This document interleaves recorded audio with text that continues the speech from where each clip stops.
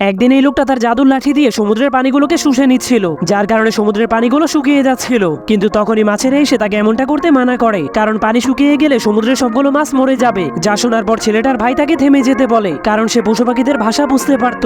তখন ছেলেটা মাছগুলোকে বলে, যদি তোমরা আমাদেরকে সমুদ্রের নিচ থেকে স্বর্ণ খুঁজে এনে দাও তাহলে আমরা তোমাদের পানিগুলো ফিরিয়ে দিব। তখন মাছগুলো তাদের কথায় রাজি হয়ে স্বর্ণ খোঁজার জন্য পানির নিচে চলে যায়। এরপর তারা সমুদ্রের নিচ থেকে অনেকগুলো স্বর্ণ খুঁজে বের করে কচ্ছপের পিঠে করে তাদের কাছে পাঠিয়ে দেয়। যা দেখার পর তারা অনেক খুশি হয়ে সমুদ্রের পানিগুলোকে আবারও সমুদ্রে ফিরিয়ে দেয়। কিন্তু তখনই একটা পাখি এসে তাদের কাছে জীবন বাঁচানোর জন্য সাহায্য চায়। তখন ছেলেগুলো পাখিটার পিছনে গিয়ে দেখতে পায় একটা কাঠুরে গাছ কেটে ফেলছে। এরপর ছেলেগুলো কাঠুরেকে বুঝিয়ে বলে, তুমি এই গাছটাকে কেটো না, কারণ এই গাছের উপরে পাখিদের বাসা আছে। যা শোনার পর কাঠুরে সেই গাছটাকে না কাটলে পাখিগুলো অনেক খুশি হয়ে যায়। এরপর একটা ঘোড়ার বাচ্চা ছেলেটার সাথে খেলা করছিল, কিন্তু তখনই একজন রাজা সেই বাচ্চাটাকে শিকার করার জন্য তীর মেরে দেয়। তখন ছেলেটা বাচ্চাটাকে সতর্ক করে দিলে বাচ্চাটার জীবন বেঁচে যায়। যার কারণে রাজা অনেক রেগে ছেলেটাকে ধরে একটা বাঘের খাঁচার মধ্যে ঢুকিয়ে দেয়। পার্ট 2 দেখতে চাইলে কমেন্টে পার্ট 2 লিখে দিন।